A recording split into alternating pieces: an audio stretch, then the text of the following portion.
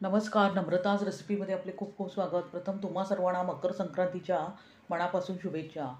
आज आपण मकर संक्रांतीनिमित्त अगदी सोप्या पद्धतीने तिळगुळ पोळी कशी बनवायची हे पाहणार आहोत. इथे मी जे प्रमाण दिले आहे त्यामुळे तिळगुळ पोळी कधीच फसणार नाही, खुसखुशीतच होते. अगदी नवशिकेही सहजतेने बनवू शकतील इतकी सोपी रेसिपी मी तुमच्यासोबत शेअर केली आहे. तेव्हा व्हिडिओ पूर्णपणे पहा आणि नम्रताज रेसिपीला सबस्क्राईब करा. अगदी निःशुल्क आहे. लाईक करा आणि आपल्या मित्रमैत्रिणींना शेअर करा आणि सोबतचे बेल आयकॉनही प्रेस करा, म्हणजे मी जे नवनवीन व्हिडिओ बनवेन त्याचे नोटिफिकेशन तुम्हापर्यंत पोहोचेल.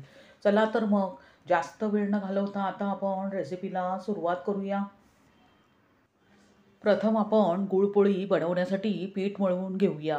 त्यासाठी आपण साहित्य पाहूया. इथे मी 1 वाटी गव्हाचे पीठ घेतले आहे. त्यानंतर पाऊण वाटी बेसन, मीठ चवीनुसार आणि तेल आवश्यकतेनुसार. प्रथम आपण पीठ मळण्यास सुरुवात करूया. त्यासाठी मी एक मोठा बाऊल घेतला आहे. त्यामध्ये 1 वाटी गव्हाचे पीठ घालायचे आहे. त्यानंतर एक एक करून सर्व जिन्नस आपल्याला घालायचे आहेत. पाऊण वाटी बेसनही घालायचे आहे. त्यानंतर आपण चवीनुसार मीठही घालणार आहोत आणि चमच्याच्या साहाय्याने ही पीठ एकजीव करून घेणार आहोत. पीठ व्यवस्थित मिक्स झाल्यावर आपल्याला त्यामध्ये कडकडीत तेलाचे मोहन घालायचे आहे. त्यासाठी गॅसवर मी एक कढई गरम करत ठेवली आहे. त्यामध्ये 3 चमचे तेल तापत ठेवले होते. तेल कडकडीत तापल्यावर आपण कडकडीत मोहन या पिठावर घालणार आहोत आणि चमच्याने प्रथम एकजीव करून घेणार आहोत. हाताला सोसेल इतपत पीठ थंड झाल्यावर लगेच आपण हे मोहन पूर्णपणे पिठाला व्यवस्थित चोळून घेणार आहोत. त्यामुळे आपल्या पोळ्या फारच खुसखुशीत आणि खवंग होतील. आपण पाहू शकता मी अशा प्रकारे अगदी घट्टसर असा पिठाचा गोळा तयार करून घेतला आहे. आपल्याला इतपतच घट्टसर पीठ मळून घ्यायचे आहे. त्यानंतर हे पीठ आपल्याला तिंबवण्यास ठेवायचे आहे. त्यासाठी त्यावर झाकण ठेवून साधारणतः 10 मिनिटे हे पीठ तिंबवून घ्यायचे आहे. आता आपण सारणाचे साहित्य पाहूया. त्यासाठी मी 2 वाट्या साधा गूळ घेतला आहे. वेलची जायफळ पूड अर्धा चमचा आणि अर्धा चमचा सुंठ पावडर. 1 वाटी भाजलेले शेंगदाणे मी घेतले आहेत. त्यानंतर 1 वाटी तीळ घेतले आहेत. आता आपल्याला तीळ भाजून घ्यायचे आहेत. त्यासाठी गॅसवर मी एक कढई गरम करत ठेवली आहे. कढई थोडीशी गरम झाल्यावर लगेचच आपण 1 वाटी जे तीळ घेतले होते ते त्यामध्ये घालायचे आहेत आणि गॅस मंद करून व्यवस्थित भाजून घ्यायचे आहेत. तीळ भाजून होईस्तोवर आपण तीळ खाण्याचे फायदे पाहूया. तिळामध्ये कॅल्शियम, मॅग्नेशियम, फॉस्फरस हे भरपूर प्रमाणात असते. त्यामुळे ते हाडांसाठी फारच उपयुक्त आहे. म्हणून थंडीच्या दिवसात तीळ खाण्याची सवय ठेवल्यास हाडं आणि सांधेदुखीचा त्रास जाणवणार नाही आणि आपली हाडे मजबूत होतील. म्हणून तिळाचा कोणत्या ना कोणत्या स्वरूपात आपल्या आहारात थंडीच्या दिवसात जास्त वापर करावा.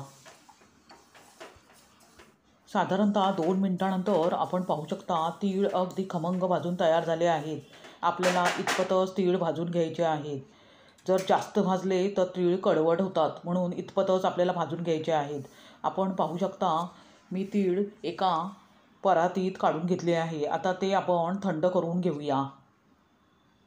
आता तीळ थंड होईस्तोवर आपण एक मिक्सरचे भांडे घेतले आहे. त्यामध्ये 1 वाटी भाजलेले शेंगदाणे घालायचे आहेत आणि शेंगदाणे अगदी तेल सुटेस्तोवर बारीक पावडर करून घ्यायची आहे. आपण पाहू शकता आपल्याला इतपतच पावडर बारीक तयार करून घ्यायची आहे. ती आता आपण एका बाउलमध्ये काढून घेऊया. आता आपण शेंगदाणे खाण्याचे फायदे पाहूया. शेंगदाण्यामध्ये प्रोटीन, फायबर, खनिज, विटॅमिन आणि अँटीऑक्सिडंट भरपूर प्रमाणात असतात.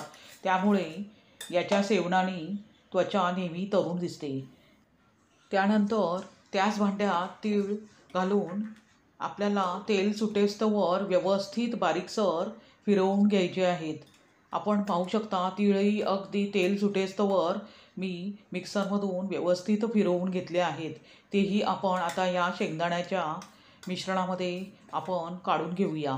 त्यानंतर आपण एका परातीमध्ये तीळ आणि शेंगदाण्याचे मिश्रण घेतले आहे. त्यामध्ये जे आपण घेतलेले जिन्नस होते ते एक एक करून आता घालायचे आहेत. त्यामध्ये सुंठ आणि वेलची पूड आणि जायफळ पूड ही घालायची आहे. त्यानंतर लगेचच जे आपण 2 वाट्या साधा गूळ घेतला होता तो आपण घालायचा आहे.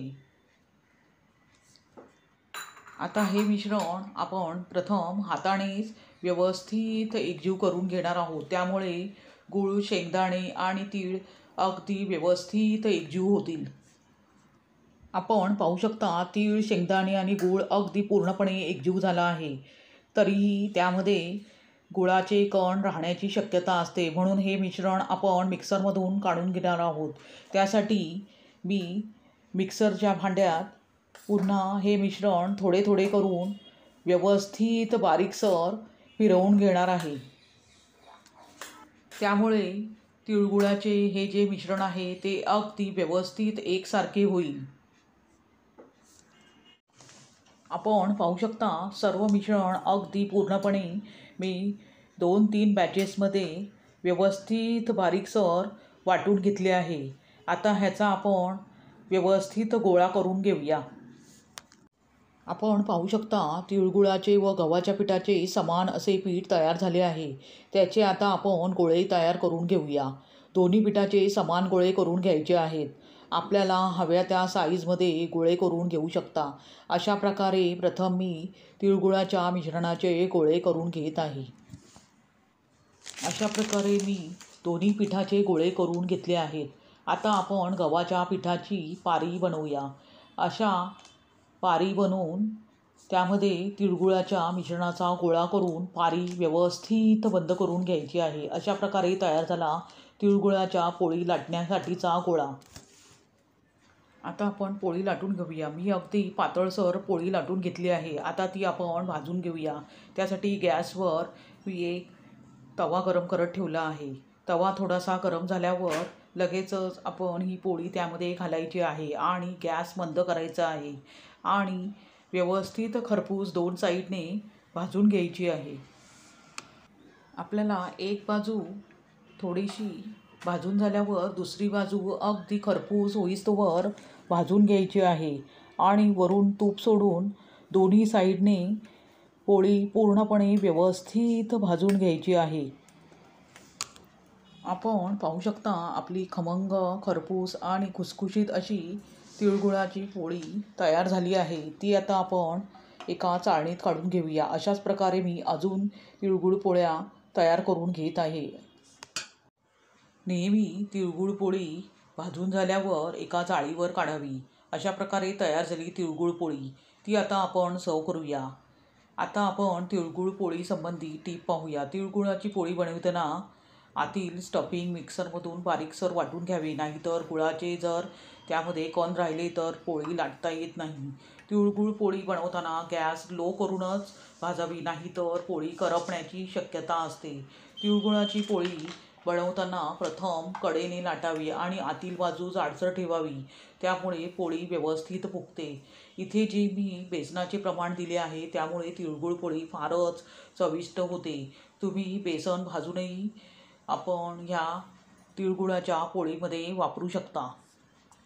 तिळगुळ पोळी भाजून झाल्यावर चाळणीवर काढून झाल्यावर लगेचच कपड्याच्या साहाय्याने तवा व्यवस्थित पुसून घ्यावा आणि नंतरच दुसरी पोळी त्यावर घालावी आणि भाजून घ्यावी.